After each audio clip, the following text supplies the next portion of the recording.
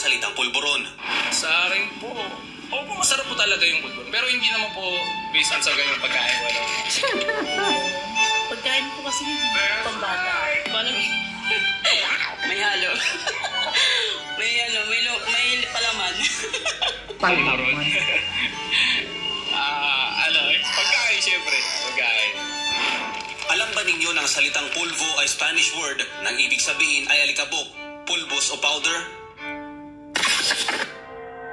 Sa panahon ngayon, dahil sa mga nangyayari lalo na sa mundo ng politika dito sa Pilipinas, ay maaaring nagbago o nadagdagan ang ibig sabihin ng salitang pulburon. Kasi kinakabahan sila, baka any moment ilabas ang pulburon video o yung mga pictures. Ang political vlogger na si Maharlika ang unang nagpauso ng salitang pulburon bilang panghalili sa salitang shabu, cocaine o yung mga ipinagbabawal na droga na ginagamit umano ni Bongbong Marcos. Yan po ang kinatatakutan ng mga bangag kasi alam nila na mayroon talagang 5 pictures na sumisingot si Kuting ng pulburon. Ang naturang termino ay mabilis na kumalat sa social media at ilang buwan ang pinag-uusapan ng mga Pilipino. Ngunit bakit nga pa nahumaling ang mga Pilipino sa salitang pulburon? Ang paggamit ng salitang pulburon ay hindi lang naging katuwaan. Kaakibat kasi dito ang matinding issue na kinakaharap ng ating bansa. At yun ay kung nasa tamang pag-iisip pa ang taong nagpapatakbo ng ating bansa.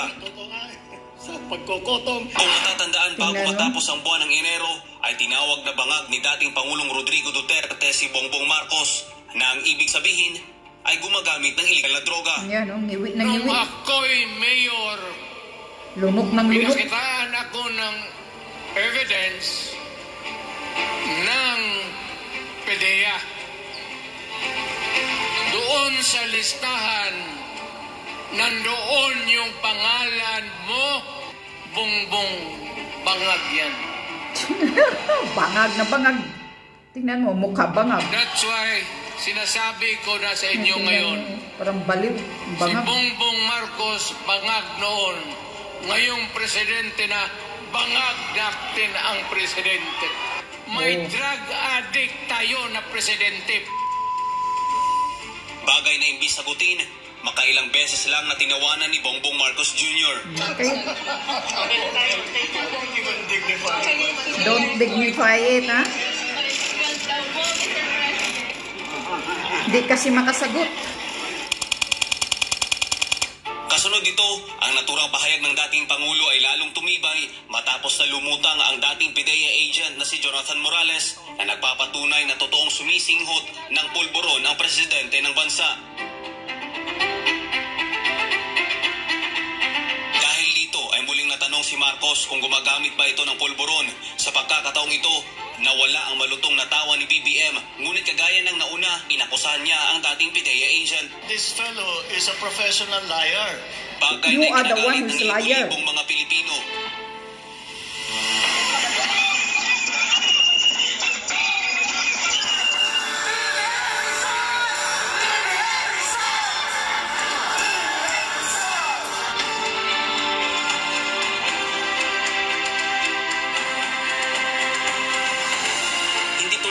Na magtanong ang taong bayan kung tamang landas pa ba ang tinatahak ng Pilipinas.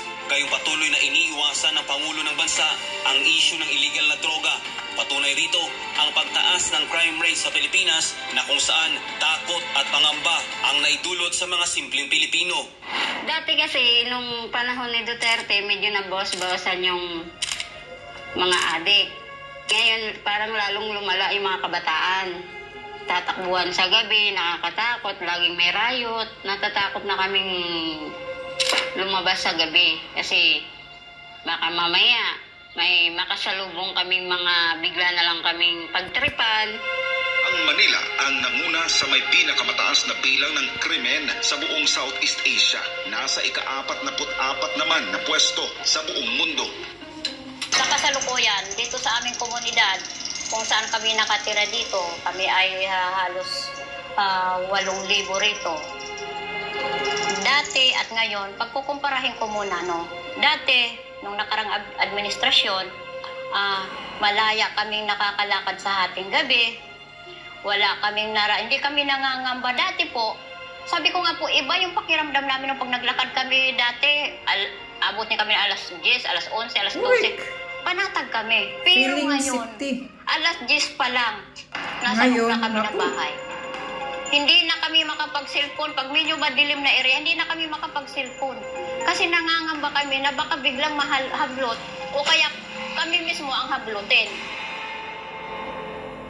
Kaya ngayon sa ikatlong sona ni BBM, hiling ng mga Pilipino na sagutin ang tanong kung ito pa ay gumagamit ng illegal na droga o hindi. Ayun. Para malinis ko yung pangalan. Kailangan din yan talagang mabigyan ng sagot or matuldukan sa pamamagitan ng mga explanation.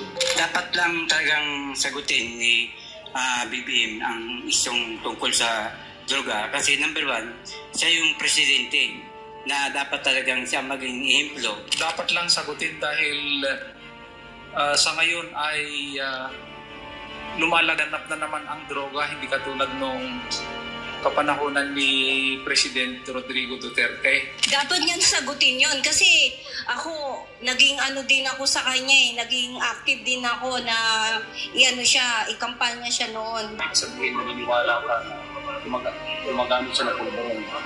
Posible. Yun na yun, matik na yun. Gusto ko sana pag-usapan yung tungkol sa drugs. Diba? Yung sinabi ni dating Pangulong Duterte na gumagamit sa illegal na droga, dapat na sagutin yun. Dapat. Ayun ang kanya sagutin. Totoo, hindi. Dapat niyang sagutin yun.